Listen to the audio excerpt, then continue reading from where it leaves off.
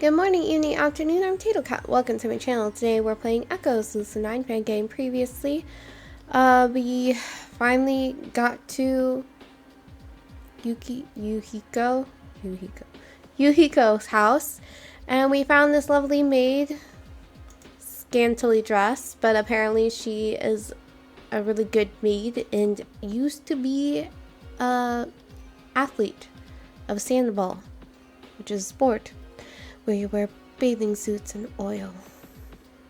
And you kick a ball, but most importantly, you wear bathing suits and oil. We're finally going to get to talk to him. So that is where I left off. So let's continue. Whenever you're ready, you'll find him upstairs.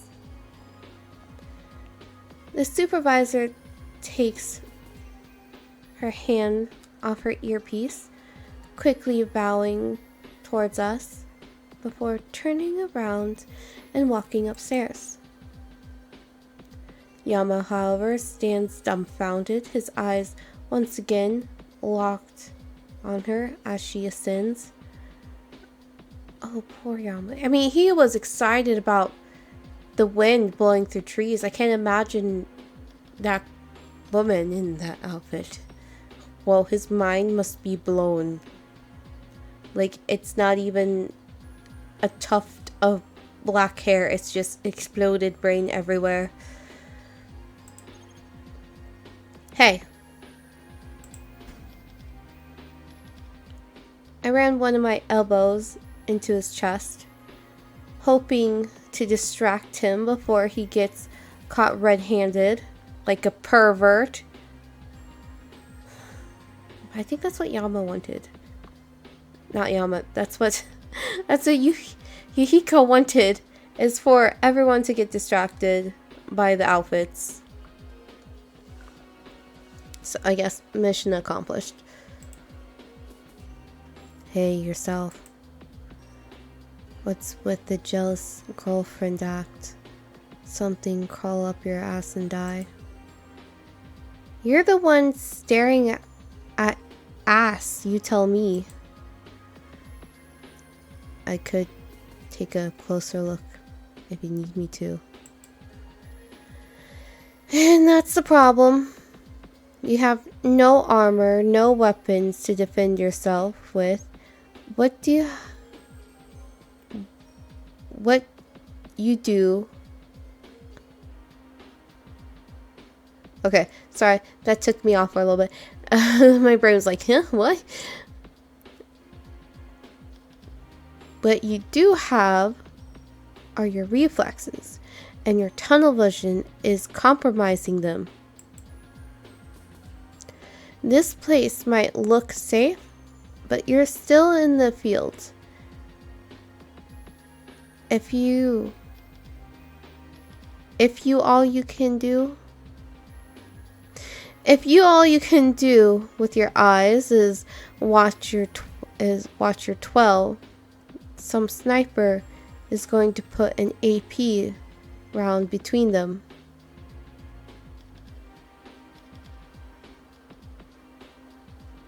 Oh, forward. It's like, well, if your 6 is your back, then your 12 would be, what does a clock look like? And let me guess, you're that sniper? No, Hisao is. I don't need a high caliber rifle to teach you the merits of flank protection. At this rate, a wooden chopstick would do just fine. Ever consider switching to metal? Fewer splinters. Wouldn't want you to short circuit. Just like I wouldn't want you to stretch out a serious conversation by catching me on the irrelevant semantics and extraneous technicalities. My brain's so good. But that's the funniest way to catch you. Accuracy's important, you know. You want to know what else is important? Concise communication. Staying alive, dipshit. You know, if you need to stare at someone, you could always stare at me. It would be a lot less creepy. I mean, staring is staring. I guess consent makes it less creepy. I'll pass. You're a lot more attractive from far away. Okay. Rude. I'm kidding. I just like that pouty face you make when you're jealous. That expression's for disappointment, not jealousy. I'm not the jealous type anymore. If I was, you'd probably be missing a few teeth. Then I'm glad you're not the jealous type. Means I can stare at more breasts and thighs once I'm off duty. I'm getting the impression that you're not talking about fried chicken. I was thinking of something more along the lines of a muscle girl bar. Interested? I sigh. Sure, but you're buying the drinks. It's a start. More dots. What voice did I do for him? Yeah.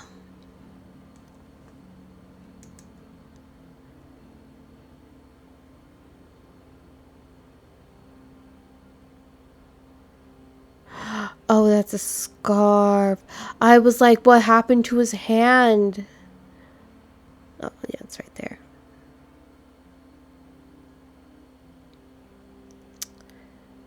I feel like this looks very much like this is definitely him. It is not something like Yama is definitely Yama, and I feel like Irie looks different. I think her eye colors different from the game,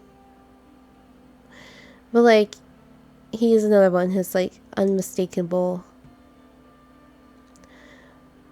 Waiting for us on the mansion's top floor is a blonde-haired young man in an Italian designer vest, scarf garb, talking into one of Limniskate's most recent and most expensive high-end smartphones. Yeah, they just got here. He looks down at his watch, a silver-plated LOLEX from the looks of it, and checks the time. 90 seconds ago, give or take. Yeah. Sanitized 6 hours ago. No weapons on our guests either. That'll be a problem if WaveBoard wanted me dead. They could get it done with a lot less. I follow your instructions on the data, though. All relevant information has been linked and scuttled from the drive you sent me. It's just, are you sure that flight plan was a good idea? I didn't mean to question you, ma'am. I just thought... I'm sorry, ma'am. I'll get it done. Yeah. I love you too. Oh, I feel the love. Oh my goodness. I want a love just like that. That's not the look of someone who loves the person they're talking to. Sorry about that. Just had a few things I needed to clear up with my boss, wife, master, owner of my leash, And just like that, he is offering us drinks with a gracious smile on his face. A pale, clammy face that's still trembling, as subtle as those tremors of might be. Can I get you two some champagne or sparkling water? He forces a wide grin, shutting his eyes tightly, and while it's enough to conceal his bloodshot corneas and constricted pupils, it only serves to make the bags under his lower eyelids all more prominent. There's something wrong with the way he's acting, but if I want this meeting to go well, I can't risk bringing it up, even if he was my friend. I'm fine, thanks. Yama? I'm good. Fair enough, but if you change your mind, my offer still stands. He does look paler than he used to be. Yahiko motions towards the nearby couch. Please, take a seat. I do as he says. Comfortable, isn't it? It's genuine graphene laminated horse leather, custom ordered from Aurelio's of Cordoba. Sounds expensive and uncomfortable, actually. Price tags are like age, my dear. Once you have enough money, it's no concern to you or the authorities how low or high they are. Besides, it's not every day I get to entertain a pair of old friends. Wait, did you just buy the couch before we got here? Were you like, well, I gotta impress Yama and Rui, so let's get a new couch. I force an awkward smile. It's good to see you again, Yahiko. Glad to see you still recognize your minions. Former minions, I'm pleased to say that you both graduated from the position. You've long since achieved mastery over the twin arts of moving and shaking. Therefore, I, the illustrious Yahiko Ikari, have nothing more to teach you. Yahiko turns to Yama. Yama, you're rocking that cybernetic aesthetic, my man. How's it been? Pretty good, honestly, though. That's mostly Rui's fault. Well, sorry. I'm halfway through elbowing him for that remark before I realize that it was actually a compliment. I see. And you, milady? Yahiko turns his head towards me, pretending to tip the brim of an invisible hat. Not too bad, honestly. How have you been? Oh, you know how it is. Greeting dignitaries, not knowing if your friends are dead, smiling constantly 3 times a week at special guests on air, trying to speak up and advise people while being the son of the 2 most hated figures in Limni skate history. Just usual stuff. But now you're here, I'm firing on all cylinders. Let's get this in the bag like leftover chicken. With this pose, the light from the crystalline fixtures overhead is unobstructed and strikes his face directly, a face that looks a decade older than the rest of him.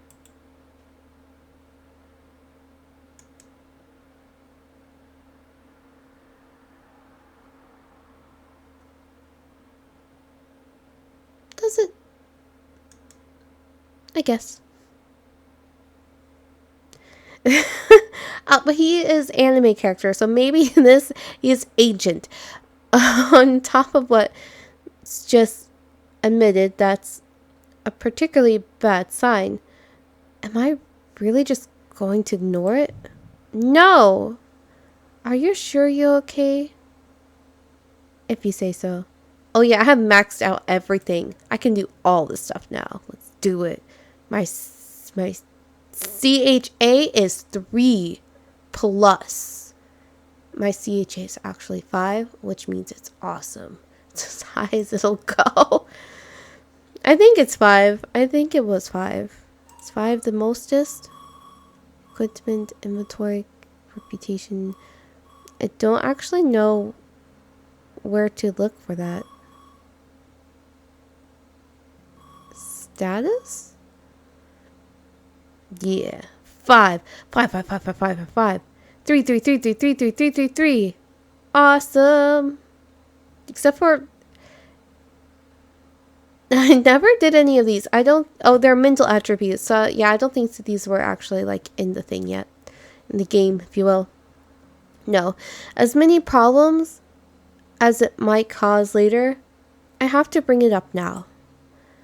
With what he said, he's practically inviting me to, and even if he doesn't need or want my help, offering it is still the right on principle. And if all I'm doing is showing a few minutes of kindness to an old friend, I think I can get away with acting on principle. Yahiko, are you sure you're okay? Of course, my good ex-minion. Why would you even ask such a thing? Besides your words and your demeanor and your overall existence. Well, for one, you look far from it. The last time I saw you this way down, the academy was still open. Well, I suppose I can't deny I've had a few troubles here and there. And there's some days when my work isn't the easiest. I might look a bit burnt out from them, but that doesn't mean I'm too sick or tired to keep doing my job. Do you feel sick or tired? Everyone feels sick and tired, Rui. It's just the way things have become. I appreciate what you're trying to do for me, but just because I can still be miserable in a place like this doesn't mean I have any better or worse than you do. I told you twice that I'm fine. What is it about the way I look that makes you think otherwise? Only your bloodshot eyes, pale skin, sunken facial features, trembling digits, excess sweating, and the 4th button down your shirt being undone. Yeah, I can't tell. As for sleep, you don't look like you've been getting much of it, and that's leaving out whatever you were discussing when Yama and I walked in here. A better question would be, what doesn't make me think otherwise? Look, if you really don't want to talk about it, that's fine. But I look at someone and see that they're exhibiting this many stress symptoms at once. I'm not going to keep quiet or try to blow sunshine up their ass. Yama crosses his arms, beaming smugly in my direction, as if to say something along the lines of, I doubt you have any sunshine left in your own. I do my best to ignore him. You know, back before I shot stuff full time, I saw hundreds of cases like this. Everyone with a real chance of being healthy and capable starts out that way. But in almost every case, work and life tie them to the post and start lashing the skin off their backs, because some suit wants a pretty nickel. That's when their bodies failed and they requested my services. And I did everything I could for the ones who could afford them. I'm not doing that today. It might have been 3 years, but you're still our friend, Yahiko. You shouldn't have to burn yourself out like this. And as much as I hate to admit, I still owe you for all that chicken you bought us. I won't force any kind of help on you, but if you'd like to talk things out, I'm always willing to listen. Hell, I used to get paid for it. Yahiko sighs. Charisma attempt successful. Does that mean he likes more? Fine. I'll give you the short version. It's been rough, Rui. Some family members of mine got into some trouble. Trouble that dragged the rest of us through the mud. Overnight, the Ikari name turned from something moderately respectable into an irredeemable mark of shame. Anything and anyone associated with it was censored, banned, or made illegal to support. My family assets were frozen, and my name was blacklisted from any industry involved in the production of digital media. Governmecker was cancelled and wiped from the internet just because my name was on the credits. Not Governmecker, my favorite show. How dare they? This is why I chose to go to IL. Oh, it's so bad because ILF is also terrible. Because, like, a lot of innocent people were killed. But, still less bad than Lemniscape. The only reason I kept my inheritance in citizen class was because Lemniscape was generous enough to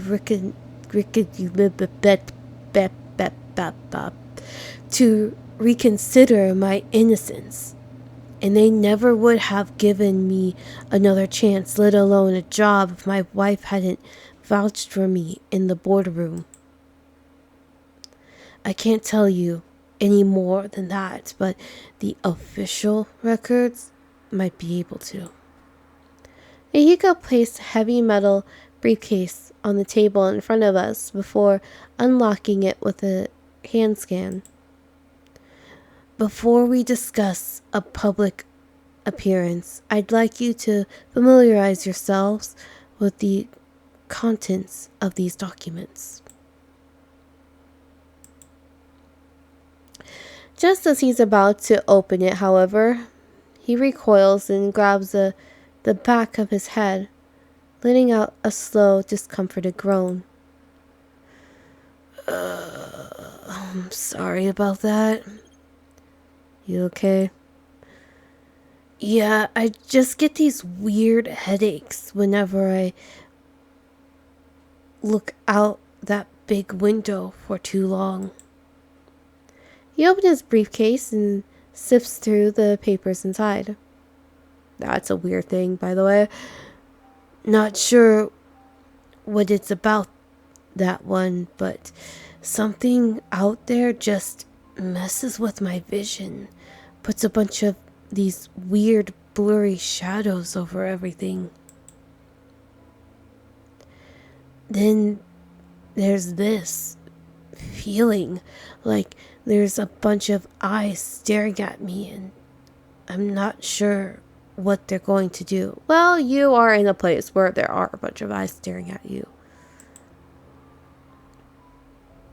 I mean, I know someone's watching. There's always someone watching. Okay, just making sure. I was used to it growing up, but this... Something isn't right. Maybe it's that nanocom tower they're building next to the assembly chambers. The prominence?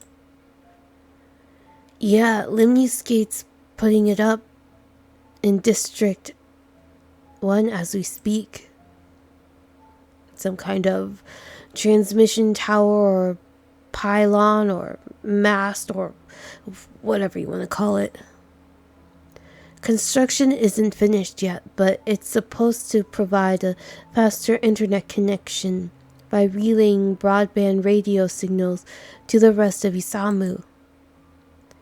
And they put this thing in the center of the city, give or take a few square meters. So how is flipping a giant electrified steel middle finger at the rest of the city supposed to help me stream video from halfway across it? That's the cool part. I found out a few days ago that the tower itself doesn't do any transmitting. It's a delivery method for nanomechanics, machines even. That it doesn't sound too safe. It is though. In theory, at least. In theory, that's exactly how I like things to be. It'll keep you safe. In theory, maybe, hopefully it works. I hope you'll forgive me if that doesn't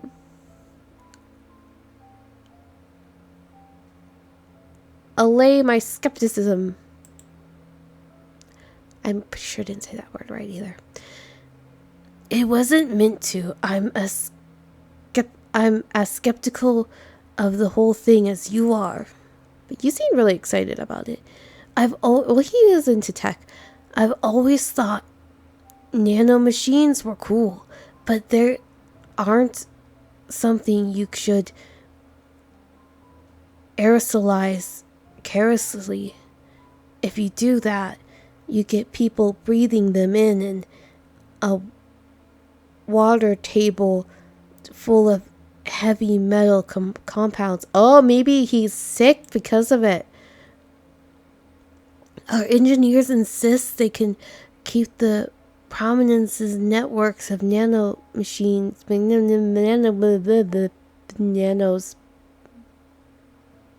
nanomechanical relays self-propelled and confined to a stratum at least 2 kilometers above sea level. But as far as I know, the nanotechnology they developed for the tower has only been field tested as part of a much smaller prototype. If I'm wrong about that and it's actually been tested, I wouldn't know. And that's because the only corporate employee cleared to examine and report on the project are agents from DCIS. Great. Irie hates me. Oh wait, she's not negative anymore. So she still hates me, but she doesn't straight up want to shoot me in the face now.